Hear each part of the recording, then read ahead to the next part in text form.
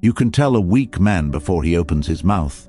It's not in what he says, it's in how he moves, how he holds himself, how his face betrays him in the split second before he speaks. Machiavelli understood this 500 years ago.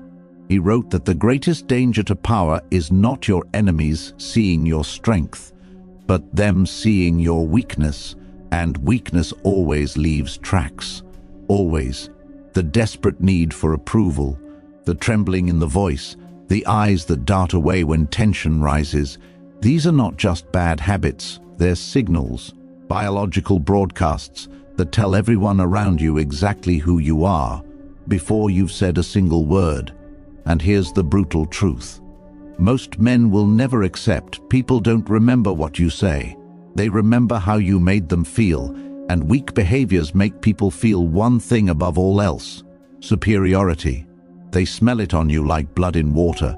The moment you leak emotion, the moment you chase validation, the moment you react too fast. You've handed them the map to your nervous system. You've shown them exactly where to press, exactly how to control you, and once they see it, they can't unsee it. Your value drops, your respect evaporates, your power becomes a joke. Machiavelli said it best: men judge generally more by the eye than by the hand, for everyone can see but few can feel. Everyone can see your weakness, but only you can feel the cage it builds around your life. So if you've ever wondered why people don't take you seriously, why respect feels like something you have to beg for, why authority slips through your fingers no matter how hard you try, the answer is simpler than you think. You're doing three things, three behaviors that scream weakness so loud it drowns out everything else. And today, we're dissecting all three, not to shame you, but to free you. Because once you see these patterns, once you understand the psychology behind them, you can't go back to being the man who leaks power without knowing it. Comment, "I see it now," if you've ever spotted these behaviors in someone before they opened their mouth, because recognition is the first step, and what comes next will change how you move through the world forever. Let me show you something. Watch a weak man in a conversation he didn't expect. Someone challenges him, someone questions his opinion, someone just looks at him the wrong way. What happens? His face moves before his brain does. A micro flash of anger, a flinch of insecurity, eyes widening, jaw tightening, lips pressing together, and just like that, the game is over.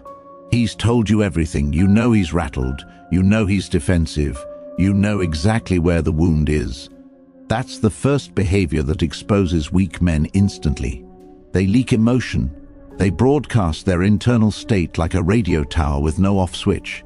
And the moment you can read someone's emotional weather in real time, you own them. Machiavelli was obsessed with this concept. He believed that the man who controls his face controls the battlefield. He wrote, "Everyone sees what you appear to be, few experience what you really are. But weak men do the opposite. They let everyone experience what they really are. Every insecurity, every doubt, every desperate need for things to go their way. It pours out of them in 1,000 invisible ways. The nervous laugh when no one else is laughing. The over-animated facial expressions are trying to seem likable.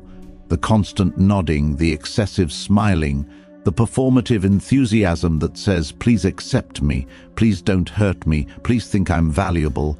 And people do see it, they just don't respect it. Because emotions are supposed to be private. Your internal world is supposed to be a fortress.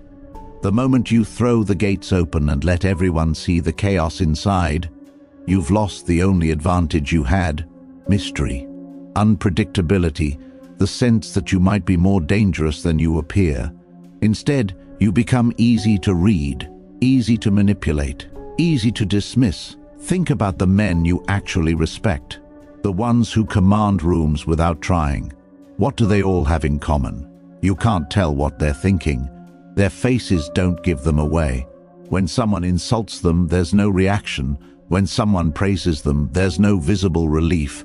They exist behind a layer of controlled stillness that makes you wonder what's really going on inside. And that uncertainty is power, because the moment people can't predict you, they start treating you differently. They become cautious, respectful. They stop testing you because they don't know what will happen if they do. But the weak man? He's an open book. His body language screams his status. Shoulders curled inward, head tilted down, his hands fidgeting, touching his face, rubbing his neck. These aren't just nervous habits. They're submission signals, biological cues that tell every primate brain in the room, this man is not a threat. This man is beneath me. And once that signal is sent, it's almost impossible to reverse. People will interrupt you more, dismiss your ideas faster, test your boundaries harder, not because they're cruel, but because you taught them to. You showed them that you're the kind of man who leaks his internal state under pressure. And pressure is the only place where power is proven. So if you find yourself constantly trying to explain your emotions, constantly justifying why you feel a certain way, constantly wearing your heart on your sleeve, thinking it makes you authentic, understand this. Authenticity without control is just weakness with better branding. The truly powerful don't hide their emotions because they're afraid. They hide them because emotions are leverage, and they refuse to hand that leverage to anyone for free. Now let's go deeper, because leaking emotion is just the surface. The second behavior that exposes weak men is far more insidious. It's woven into every conversation, every interaction, every moment they're around other people. They chase approval, constantly, relentlessly, like a drug they can never get enough of. You've seen this man. He over-explains everything. Someone asks him a simple question, and he gives them a 15-minute answer, eyes scanning their face the whole time, desperately searching for a nod, a smile, any sign that they approve of what he's saying. He softens his language. I might be wrong, but this is just my opinion. I don't know. What do you think? Every sentence is hedged, every statement pre-apologized, every belief is offered with an escape hatch in case someone disagrees. He's compulsively friendly, not because he's kind, but because he's terrified. Terrified that if he's not constantly pleasant, constantly accommodating, constantly making himself smaller, people will reject him. And rejection, to the weak man, feels like death. Machiavelli saw this pattern 5 centuries ago. He wrote, "Men are so simple and so much inclined to obey immediate needs that a deceiver will never lack victims for his deceptions." And the ultimate deception weak men fall for is this, that approval equals safety. If everyone likes you, you'll be protected. But the opposite is true. The more you chase approval, the less you receive respect, because approval-seeking behavior signals one thing above all else: low value. Think about it from a biological perspective. The person who your validation is, by definition, beneath you. Kings don't ask peasants for permission. Alphas don't check with the pack before making a move. The person seeking approval is admitting, through their behavior, that your opinion of them matters more than their opinion of themselves. And once people sense that, they start to enjoy withholding approval. It becomes a game. How much can they make you dance? How many hoops can they make you jump through? How small can they make you before you realize what's happening? And the approval seeker never realizes. He just keeps performing, keeps explaining, keeps softening his edges and wondering why no one takes him seriously. Here's the dark truth. People don't respect what they don't have to work for. If you give them your validation, your time, your energy, your agreement without them earning it, it becomes worthless. But if you withhold it, if you make them wonder whether they have your approval, suddenly it becomes valuable. Suddenly, they start chasing you. This is why the man who constantly agrees with everyone is forgotten the moment he leaves the room. He's a mirror, a yes man, a non-entity. But the man who disagrees, who holds his ground, who doesn't need you to like him, that man is remembered, that man is respected. Even if people don't like what he says, they respect that he said it without flinching. Machiavelli understood that power and likability are often opposites. He said, "It is better to be feared than loved, if you cannot be both." And while fear might be too strong a word for modern social dynamics, The principle remains: respect beats affection.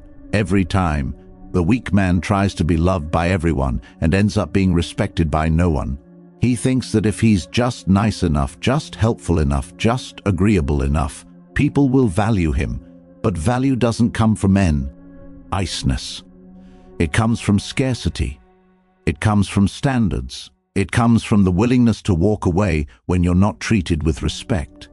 And the approval seeker can never walk away.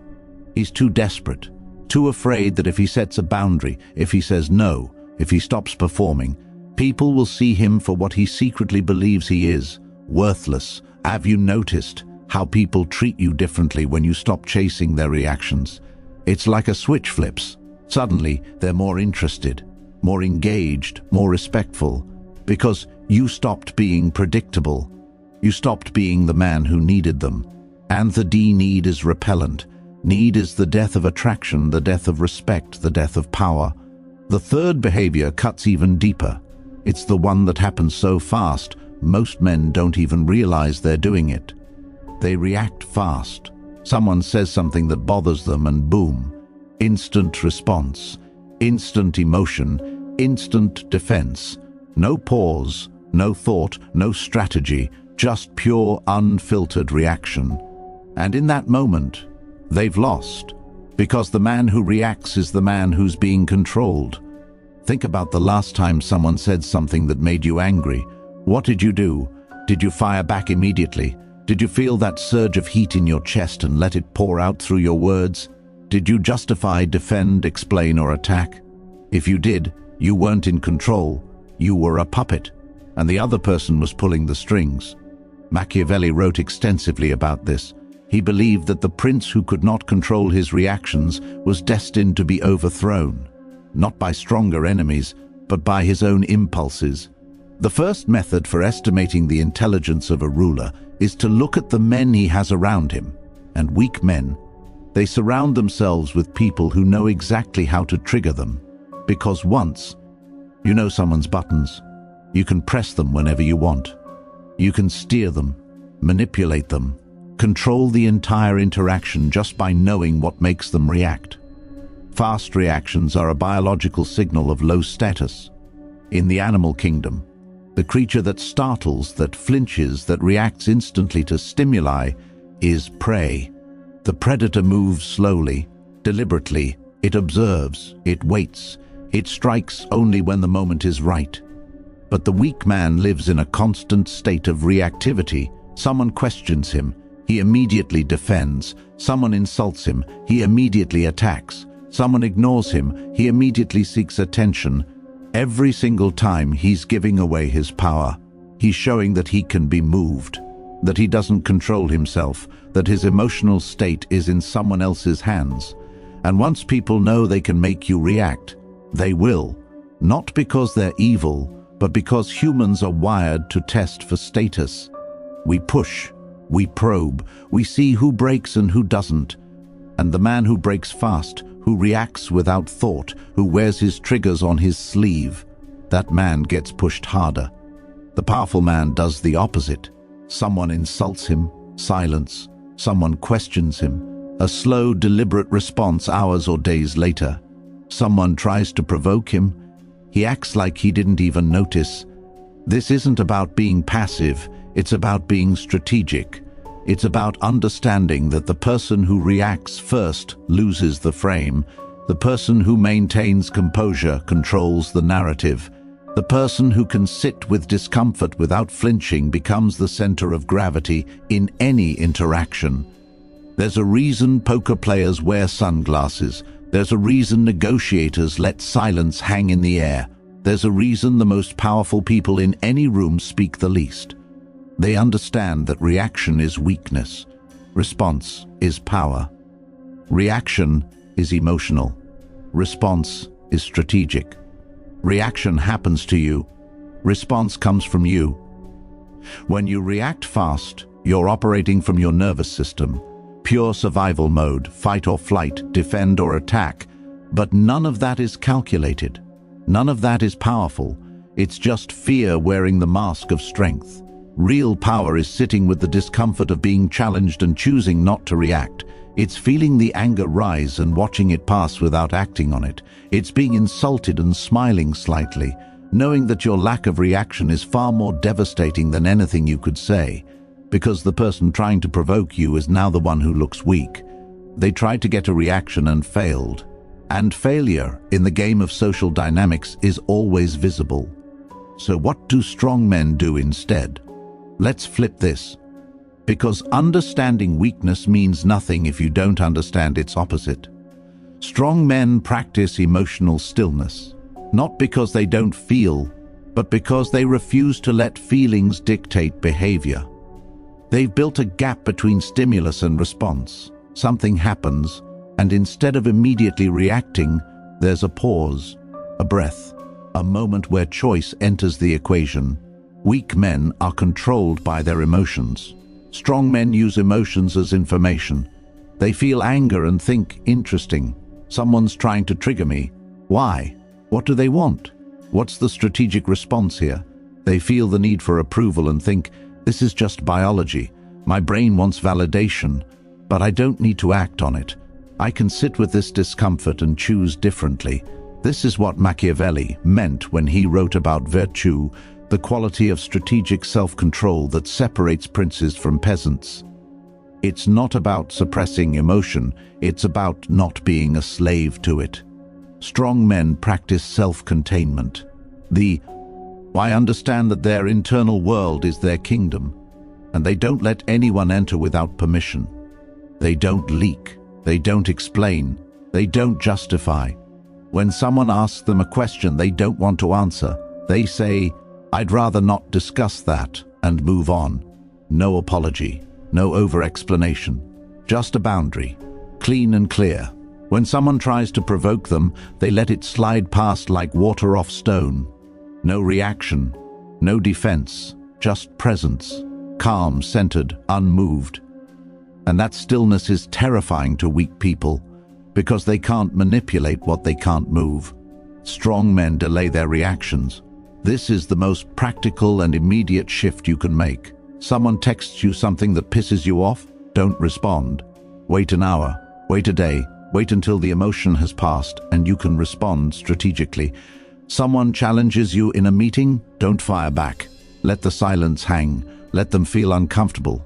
Then, when you do speak, speak slowly, deliberately, with the weight of someone who's already considered every angle. This delay does two things. First, it prevents you from saying something you'll regret. 90% of conflicts escalate because someone reacted too fast. But second, and more importantly, it signals power. The person who can wait is the person who doesn't need immediate resolution. They're comfortable with tension, comfortable with uncertainty, comfortable with letting things unfold. And comfort with discomfort is the ultimate power move. Strong men use strategic silence. They've learned that words are expensive, that every time you speak, you give away information, and information is leverage. So they speak less. They answer questions with questions. They let other people fill the silence with their own insecurities and assumptions. And in that silence, they observe. They watch who gets nervous, who starts talking just to fill the void, who reveals their hand without being asked. Silence is a weapon, and most people are terrified of it. But the strong man wields it like a blade. He knows that the person most comfortable with silence controls the conversation. Machiavelli advised the prince to appear one thing while being another, to show strength while hiding strategy, to seem simple while being complex. And the fastest way to do that? Stop explaining yourself. Stop justifying. Stop making your thought process visible. Let people wonder. Let them guess. Let them make assumptions. Because the moment they think they've figured you out, you've already won. They're playing the game they think you're playing, while you replaying a completely different game. Now let's talk about why this works. Why do these behaviors signal dominance while their opposites signal weakness? It's not arbitrary, it's not cultural, it's biology, it's neuroscience, it's evolution carved into your brain stem over millions of years. Human beings are social primates. We evolved in hierarchies, And in hierarchies, status is everything. Status determines who eats first, who mates, who lives and who dies. And our brains are hardwired to assess status constantly, automatically, without conscious thought. One of the fastest status indicators our brain looks for is emotional control. The person who maintains composure under pressure is signaling high status. They're saying, I'm not threatened. I have resources. I have options. Nothing you say or do can shake me because I'm secure in my position. But the person who reacts emotionally, who leaks anxiety, who seeks approval, is signaling the opposite. They're saying, I'm threatened. I'm unstable. I need external validation to feel okay. I don't have internal resources. And once that signal is sent, the dominance. Hierarchy shifts. People start treating you differently. Not consciously, but automatically. There's a reason why predators target the weakest member of the herd. Why do bullies target the kid who shows fear? Why manipulators target the person who's desperate for validation? Because our brains are wired to exploit vulnerability. It's not malicious. It's just how status games work. You either signal strength or weakness, and people respond accordingly. Neuroscience backs this up. Studies on emotional regulation show that people with high prefrontal cortex activity, the part of the brain responsible for self-control and delayed gratification, are perceived as more trustworthy, more competent, and more leader-like, while people with high amygdala activity, the emotional center that drives fight-or-flight responses, are perceived as unstable, unpredictable in a bad way, and low status. The person who can pause between stimulus and response is using their prefrontal cortex. They're thinking strategically, but the person who reacts instantly is operating from their amygdala.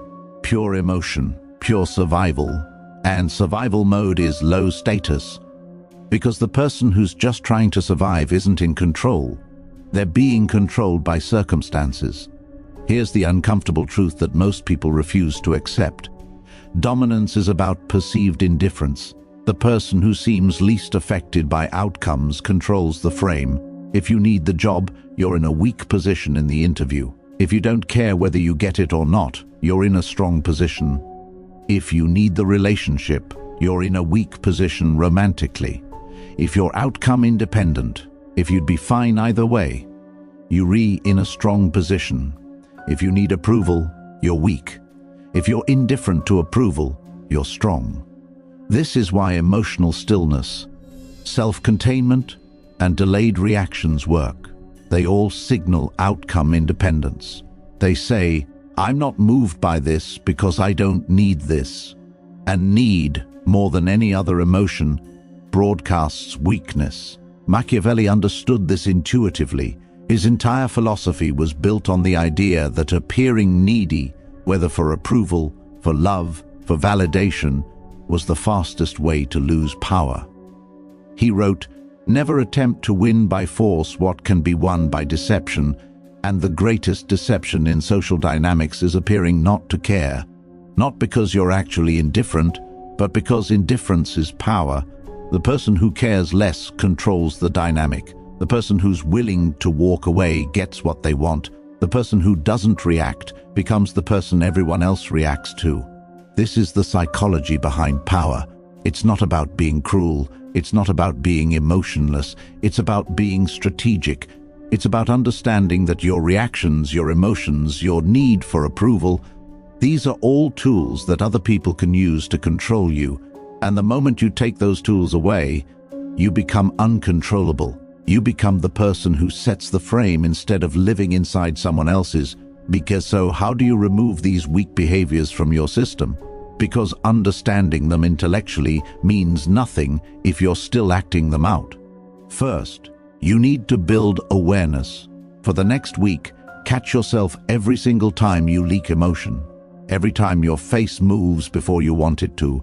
Every time you react defensively. Every time you seek approval through your words or body language. Don't judge it. Just notice it. Awareness is the foundation. You can't change what you can't see. And most men go their entire lives acting out these patterns without ever realizing they're doing it. They just know something's wrong. They just feel the lack of respect. But they never connect it to the micro behaviors they're broadcasting constantly. So start there. Notice when you over-explain. Notice when your voice goes up at the end of sentences if you're asking permission to speak. Notice when you laugh nervously. Notice when you fidget. Notice when you immediately check your phone after saying something, desperate to see if people approved. Once you have awareness, install new patterns. This isn't about willpower, it's about repetition. You're retraining your nervous system. Start with your face. Practice neutral expressions in the mirror. Not stone-faced, not robotic, just calm, relaxed, unreadable. Then practice maintaining that expression when you imagine someone saying something that would normally trigger you.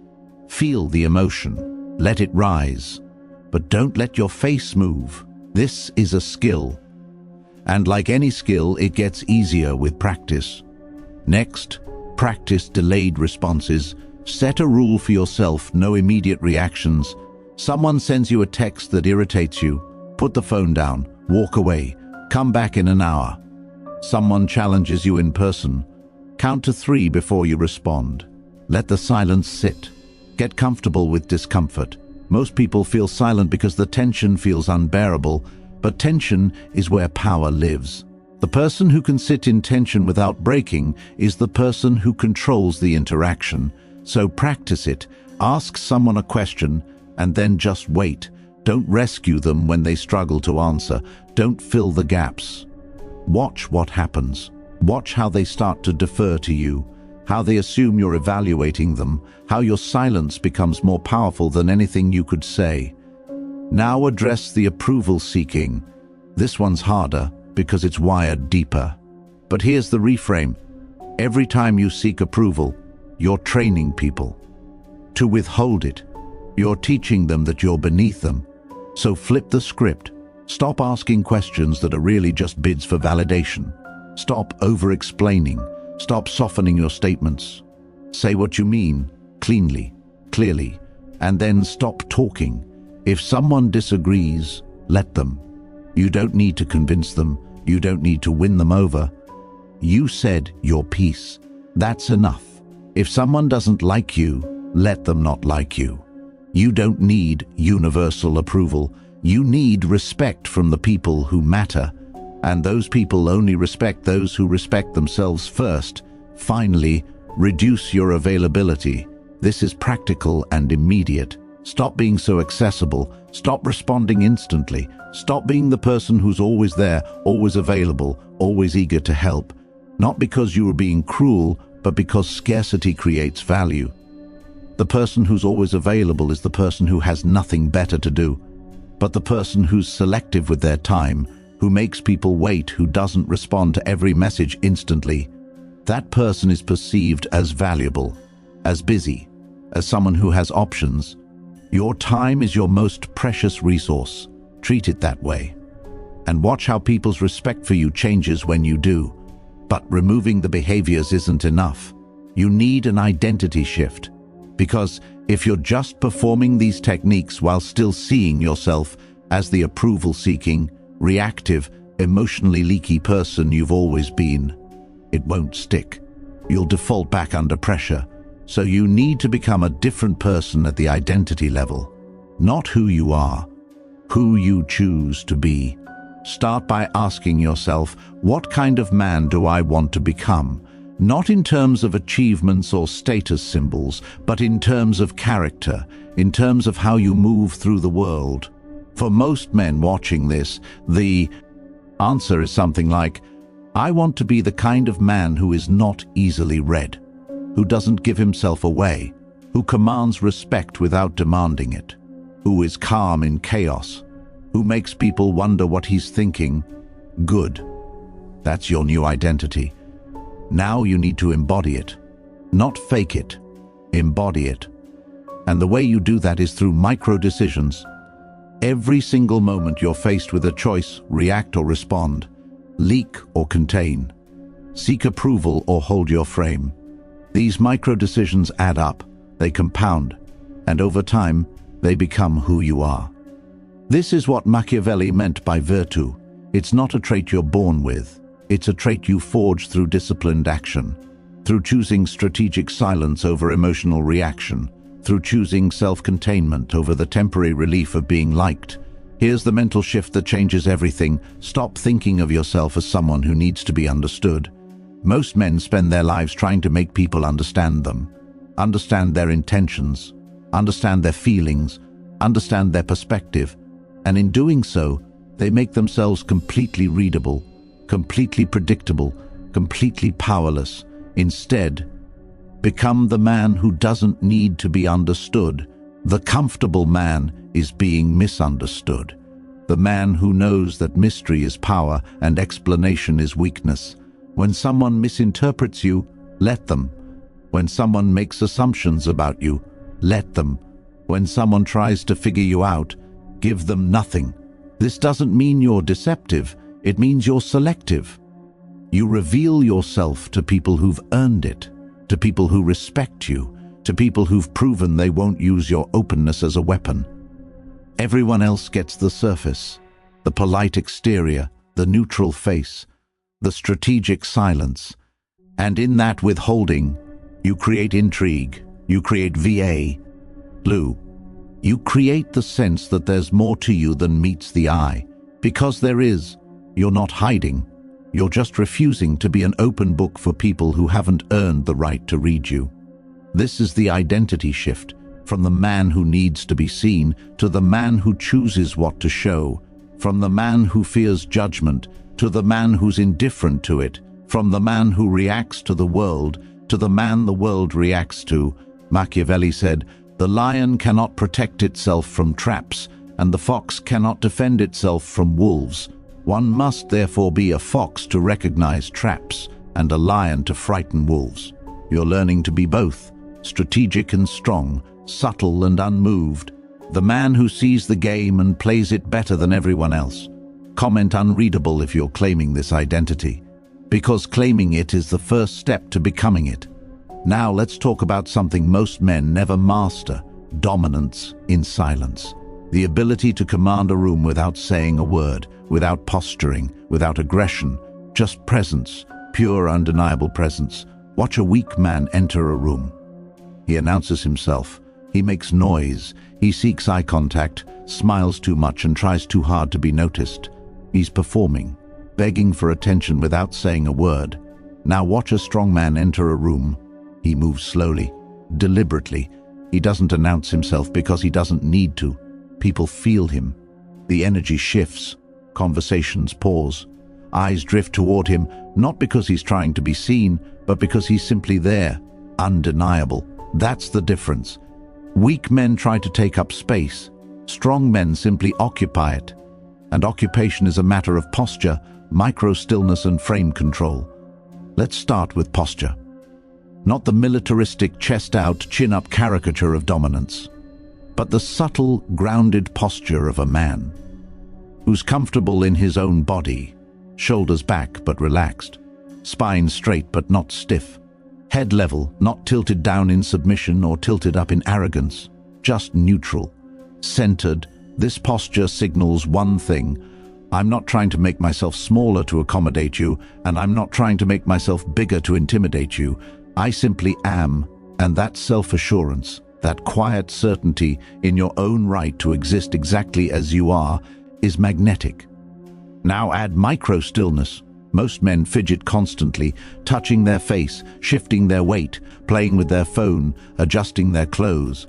Each movement is a leak of nervous energy, a signal that says, I'm not comfortable, I'm not secure, I'm not in control. But the man who practices micro-stillness moves only when he chooses to. He stands still, sits still, doesn't fidget, doesn't adjust, doesn't perform. And that stillness is eerie. It draws the eye, it creates presence. Because most people are in constant motion, constantly leaking energy. But the still man contains his. He becomes a focal point, a gravitational center. People don't know why, but they start orienting toward him, checking his reactions, seeking his approval, because stillness signals certainty.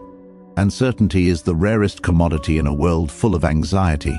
Eye contact is next, not aggressive staring, not the weak man's darting glances, but calm, sustained eye contact that says, I see you.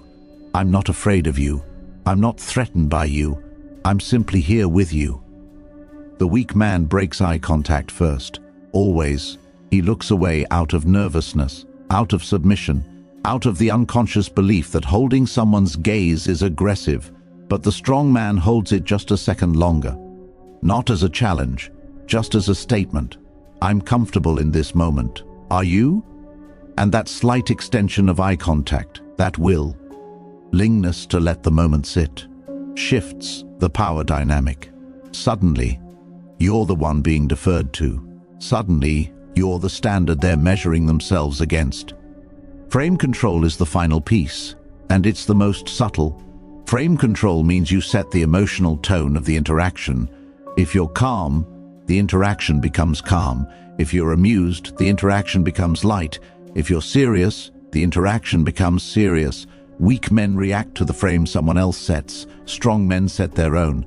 Someone tries to make you uncomfortable, you remain at ease. Someone tries to rush you, you slow down.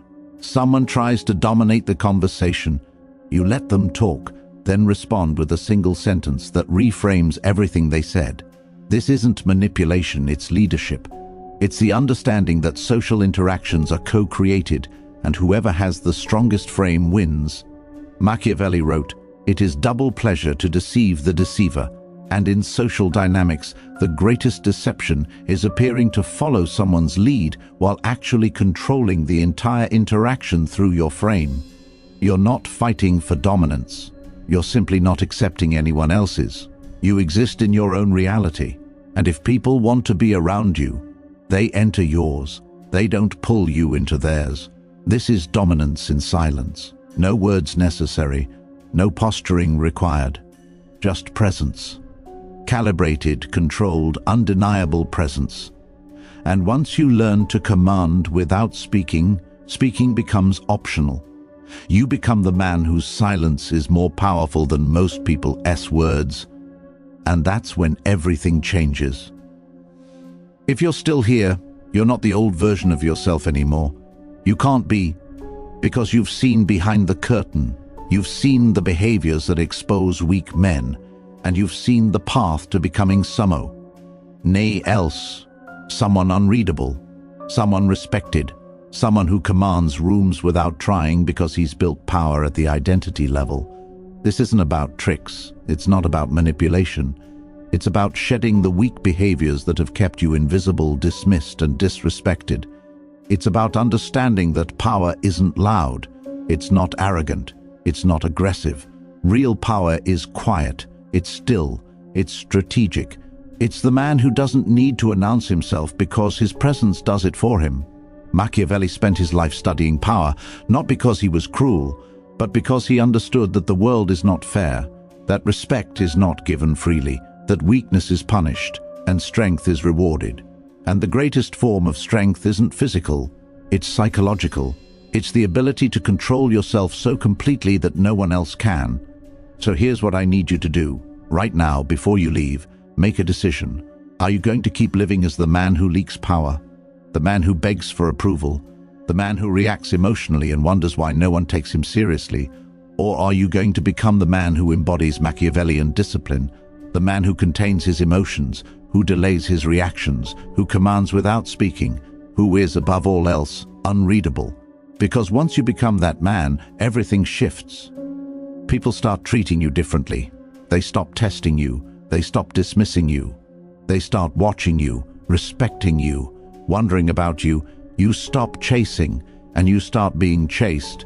Not because you're performing, but because you've become the kind of man people instinctively defer to. The kind of man who rises not by announcing it, but by embodying it. So drop a comment right now. If you're done living as the old version of yourself, type "I rise in silence," claim it, declare make it real. Because the moment you commit, the transformation begins. Like this video if it opened your eyes.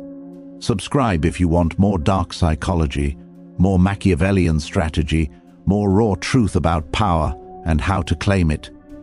And remember this, weak men announce their strength. Strong men simply are. You don't need to tell anyone you've changed. They'll feel it. They'll see it in your stillness, in your silence, in the way you move through the wow do own it. Because you do, not through arrogance, but through sovereignty, through the unshakable certainty that you are not controlled by your emotions, by others' opinions, or by the desperate need to be seen. You are the man who cannot be moved, cannot be read, cannot be controlled. You rise in silence, and the world adjusts accordingly.